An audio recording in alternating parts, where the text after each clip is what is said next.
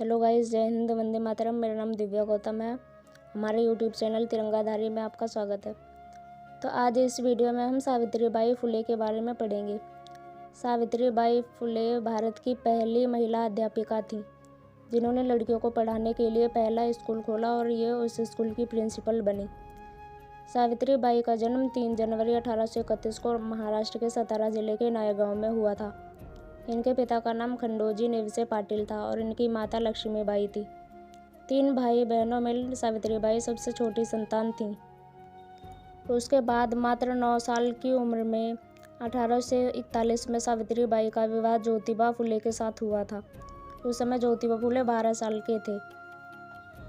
सावित्रीबाई की जिज्ञासाओं को देखते हुए ज्योतिबा फुले ने ही सावित्रीबाई को पढ़ाया लिखाया। उसके बाद 1848 में सावित्रीबाई फुले ने अपने पति ज्योतिबा फुले के साथ मिलकर लड़कियों के लिए पहला स्कूल खोला और सावित्रीबाई फुले भारत की पहली महिला अध्यापिका बनी।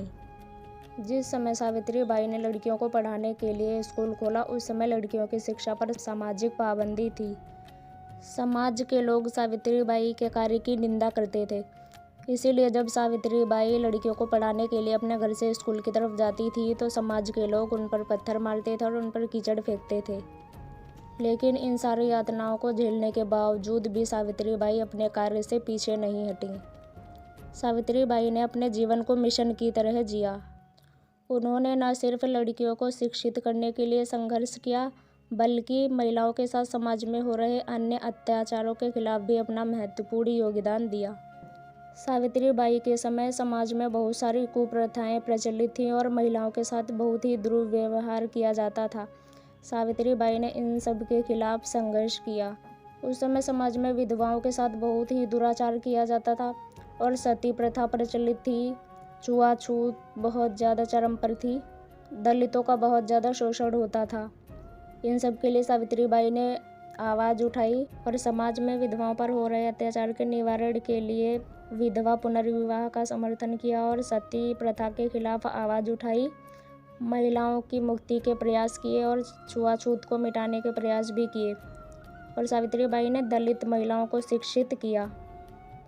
घर से बेदखल और बेसहारा स्त्रियों के लिए 1864 में आश्रय स्थल स्थापित किए और विधवाओं के लिए 1854 में आश्रय स्थल स्थापित किए और कन्या शिशु हत्या को रोकने के लिए भी आश्रम बनाए। और सावित्रीबाई फुले ने स्त्रियों को शिक्षित करने के साथ साथ अपने पति के कार्यों में भी प्रशंसनीय योगदान दिया है।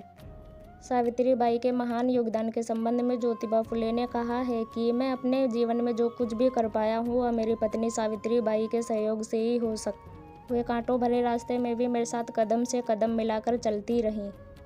सावित्रीबाई फुले को महिला आंदोलन की जननी भी कहा जाता है। सावित्रीबाई ने अपनी कविता में लिखा है कि स्वाभिमान से जीने हेतु बेटियों को पढ़ो, खूब लिखो, रोज पाठशाला जाकर नित्य अपना ज्ञान बढ़ाओ। हर इंसान का सच्चा आभूषण शिक्षा है, हर स्त्री को शिक्षा का गहना पहनना है। पाठशाला जाओ और ज्ञान लो। अपने पति ज्योतिबा फुले की मृत्यु के बाद भी सावित्रीबाई ने उनके कार्यों को जारी रखा और समाज में कुरीतियों के साथ लड़ती रहीं। इसके बाद प्लेग महामारी से पीड़ित मरीजों की देखभाल करते हुए संक्रमित हो जाने के कारण 10 मार्च 1897 को शिक्षा की देवी सावित्रीबाई इस दुनिया से चल बसी।